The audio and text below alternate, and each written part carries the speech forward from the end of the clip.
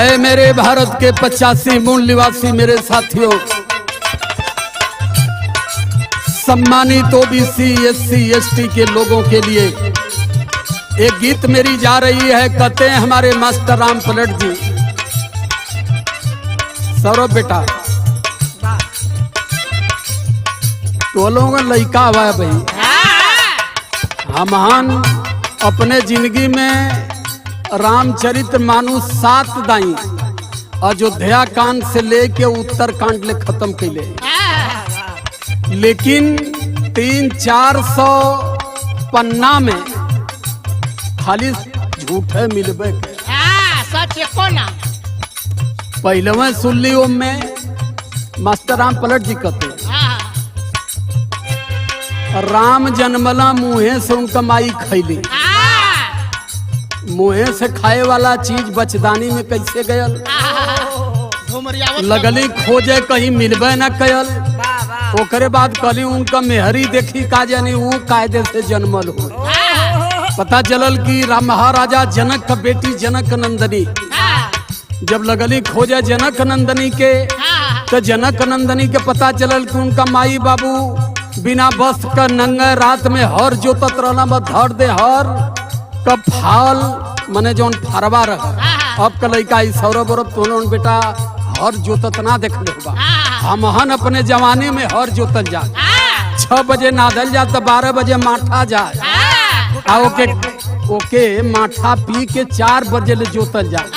आ मैं दिन जोतल जा तो 2-3 बिस्सा जोत दिया जा, तो हर चल तो वो हर जाए के एक घड़ा से टकरायल, तो वही में लड़की क्यों क्यों करत निकलल। राजा जनक उठा लेना चला पानी भले न बरसल, लेकिन एक लड़की हर जोते में मिल गई।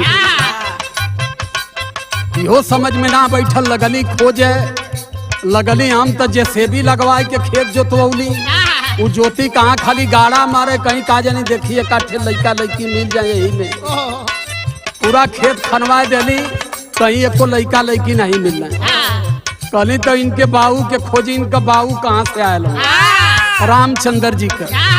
जब उनके बाबू के बारे में खोजे लगली तो पता चलल कि धरती खोदात रह, जग कराओ खातिर हवन कुंड बनत रह। तो जब 10 फुट नीचे ले खोदायल तो एक ठे रथ निकल, और वही रथ पर केहाँ केहाँ करत निकलना रामचंद्र का बाबू, तो उनका नाम दशरथ रखा है। माने 10 ठे रथ 9 रथ निकलनी, 10वें पर वो बैठ के निकलना है, तो वो दशरथ भैला।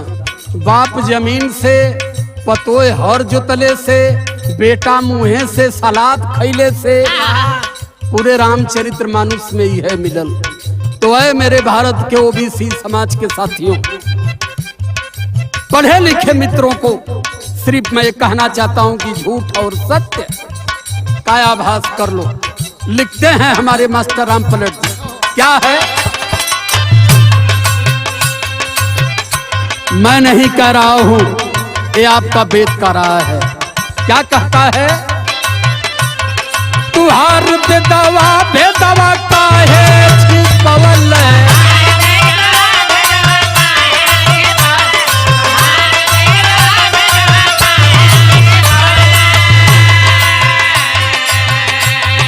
झूठा पखंड में, अरे झूठा पखंड का रहिया देखवल, तुहार बेदावा भेदावा का है छिपवल, बेदावा का है छिपवल।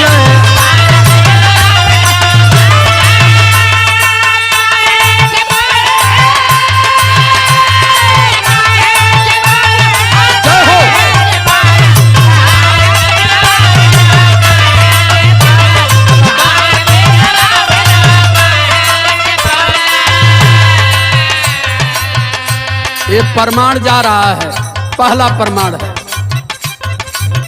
मैं अपने मूल निवासियों से और हमारे मूल निवासियों में जो हमारे श्रेष्ठ ब्राह्मण की बाड़ियों का सम्मान करते हैं, दोनों लोगों से सवाल है, आप मानते हो और हमारे पंडित जी बताते हैं। क्या है, रावण विद्वाना बड़ा बलशाली,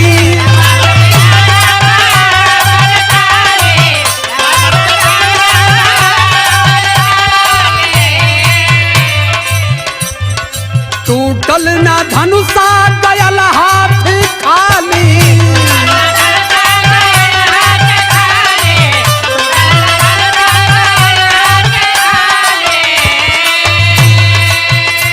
अरे लक्ष्मण रेखा से कहीं से सीता के उठवल तुहार पे दावा भेदवा काहे पवल।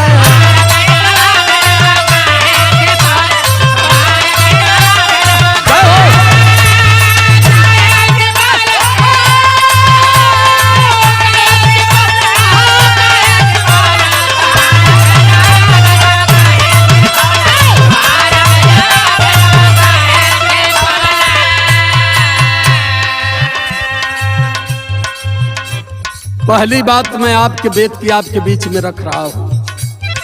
आपका वेद बताता है पंचवटी से रावण सीता को लक्ष्मण रेखा खींचने के बाद भी सीता को लेकर के भाग चला लंका। लेकिन ऐ मेरे श्रेष्ठ ब्राह्मण और मेरे ओबीसी समाज के साथी, जो नया मकान बनवा के 24 घंटा रामायण का रटन करवाते हो, बताओ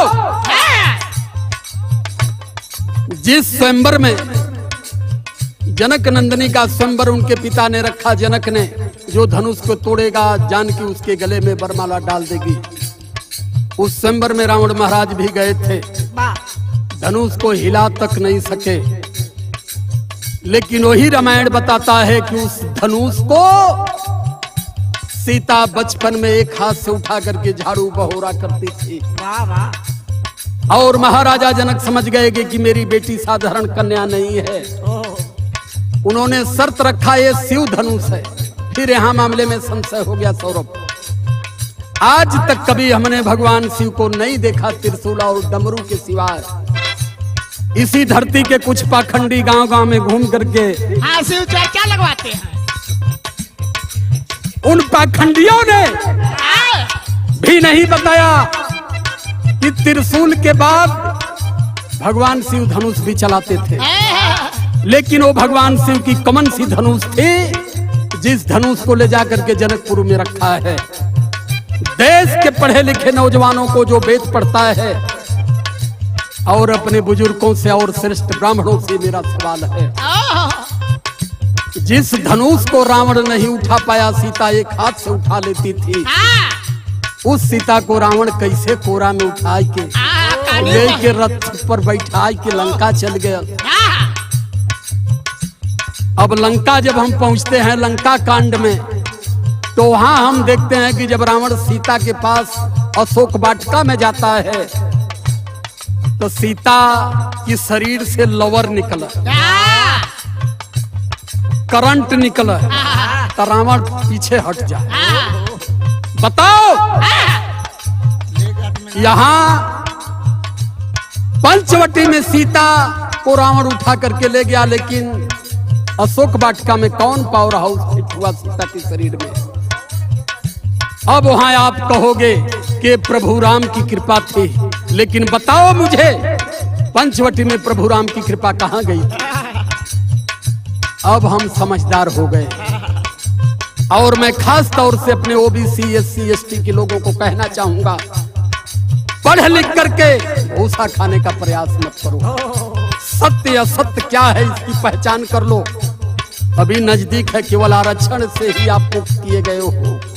आने वाली समय में नहीं सुधरे तो पूरी संपत्ति से बेमुक्त किए जाओगे। दूसरी लाइन हमारी बता रही है, क्या है?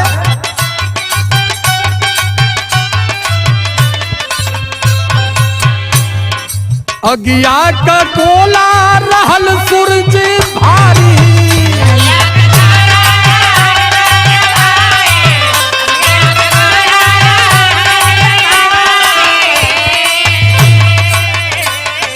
हलवा समझ कपी घोटे बलकारी, हलवा समझ कपी घोटे।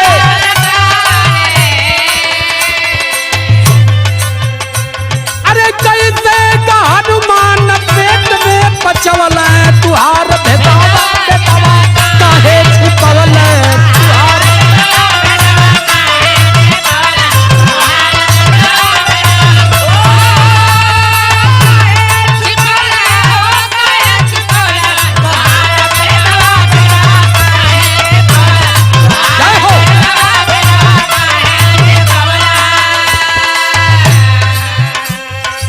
मैं नहीं कर रहा हूँ, आपका रामायण कर रहा है। मैं तो वैज्ञानिक युग में पैदा हूँ, मैं विज्ञान को मानता हूँ। मेरे प्रभु तथागत हैं, मेरे भगवान B.R. अम्बेडकर हैं। और मैं किसी को नहीं जानता हूँ, न मानता हूँ, न देखा हूँ। लेकिन आप बताओ मुझे, लिखा है आपके हनुमान चालीसा में, हमारे OBC SC ST के साथी 6 बजे नहा के अगरबत्ती लेके बाल समय विभग चलियो, कभी तीनों लोक भयो अधियारो। बताओ, धरती से 1000 गुना बड़ा सूर्य है, वो एकाक का दहकता हुआ गोला है। हनुमान एक बंदर जन्मा जंगल में और फल समझ करके जाके घोंट गया उसे। खैर ठीक है, घोंट गया होगा, लेकिन उस बच्चे की अंतड़ी, जवान बच्चा सौरभ, कायदे का 1 पाव भैंस का दूध पिया देवा तो छेरे लगे, हजम ना कपोता।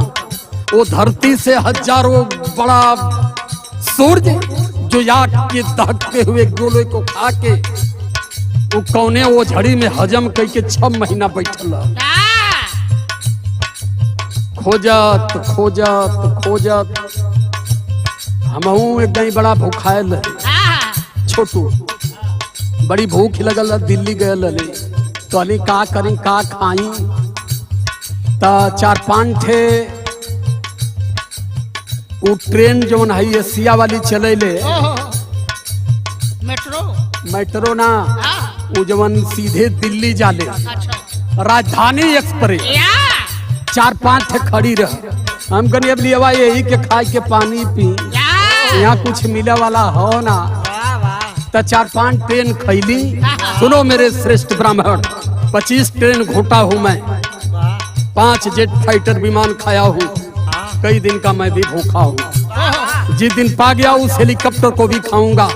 तहजीब होगी तेरे अंदर, बनवा करके एक मंदिर मेरी भी पूजा करो तुम, क्योंकि मैं इंसान हूं, मैं बोल रहा हूं।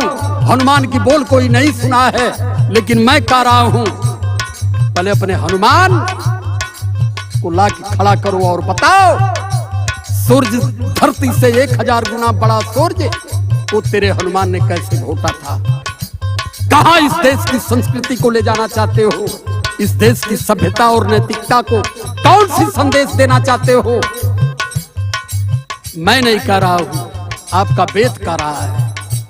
क्या कहता है? इसीलिए दुख है मुझे छोटू कि जिसे धर्म ग्रंथ माना जाता है वो पूरा धर्म ग्रंथ झूठ की बुनियाद पर बना हुआ है, और उसी को हमें पढ़ाया जाता कि ये हमारा धर्म ग्रंथ है।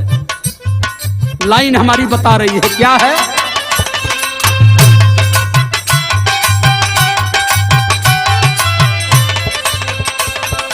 सबसे बड़ा झूठ पिछड़ों को बताए,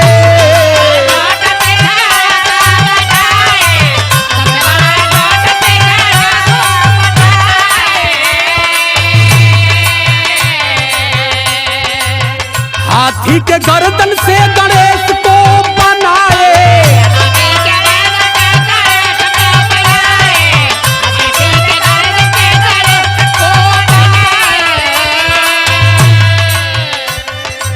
आदरणीय श्रेष्ठ ब्राह्मण गण इस गीत पर नाराज मत होइएगा, क्योंकि कुछ मैं नहीं लिखा हूं, मेरे महापुरुषों ने नहीं लिखा है। जो आप लिखे हैं, जो आप पढ़ाए हैं, मैं वही बात आपसे पूछ रहा हूं। आपका शिव पुराण बताता है पार्वती के लइका ना रहे, नहाए जाते रहे, कहले कि हम नहाए जाते हैं, टटिया टार के कोनो हल ही न जाए, तब मैल से के झाड़ देली आ ओके गोलियाए देली, भग दे 25 साल का लवंडा तैयार हो गया।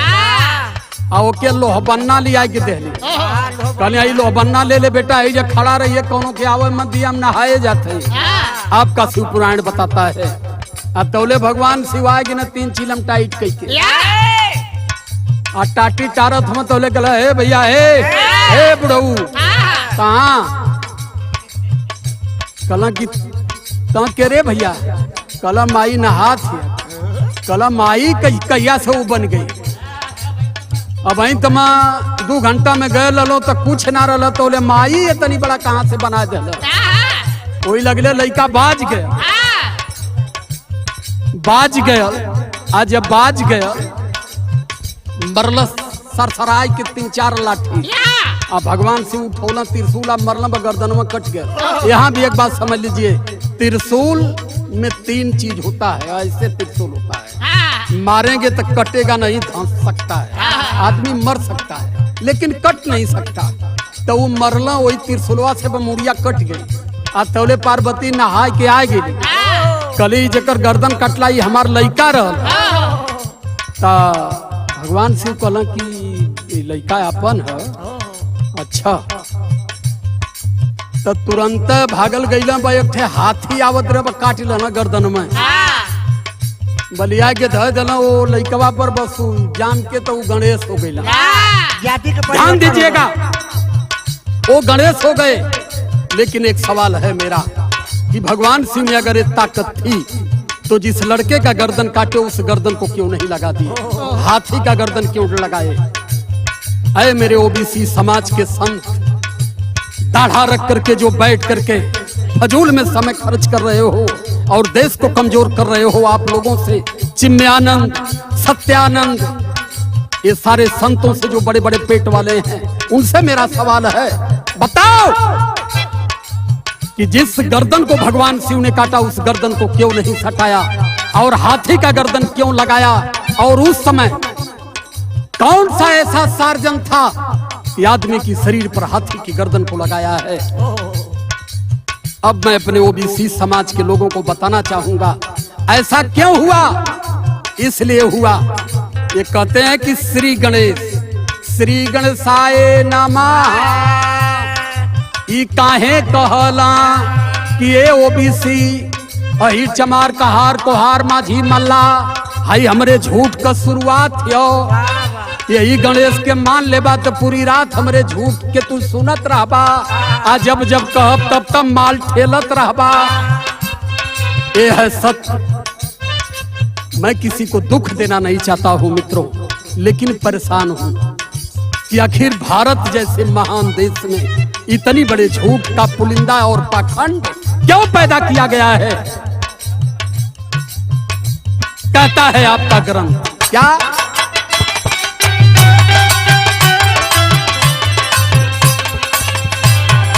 सबसे बड़ा झूठ पिछड़ों को सिखाए,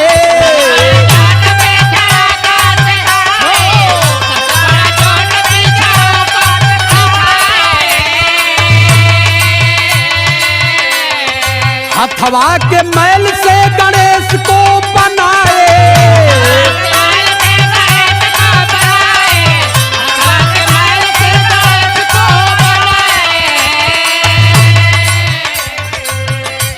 अरे हाथी कमूड़ी कैसे सटवल, तुहार बेदावा भेदवा काहे छिपवल, बेदावा भेदवा काहे।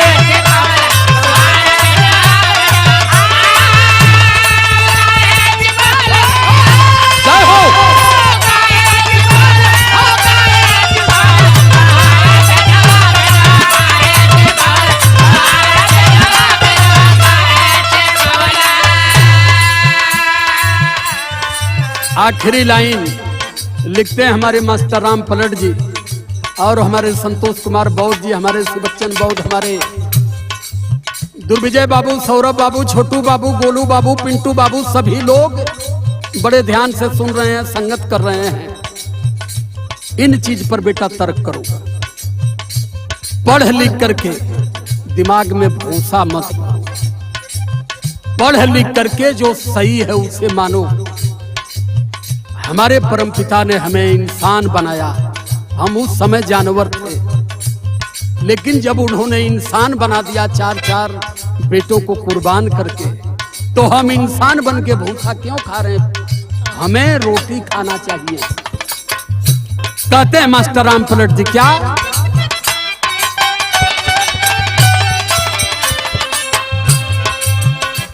अरे राम पलट का विचार करा भाई,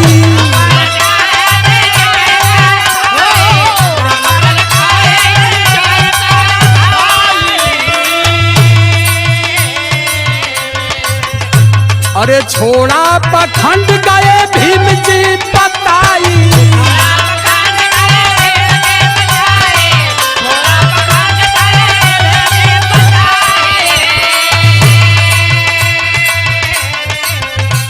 अरे राजकुमार जितिया के देखाया गाँव तुहार बेटावा बेटावा का है छिपावे तुहार।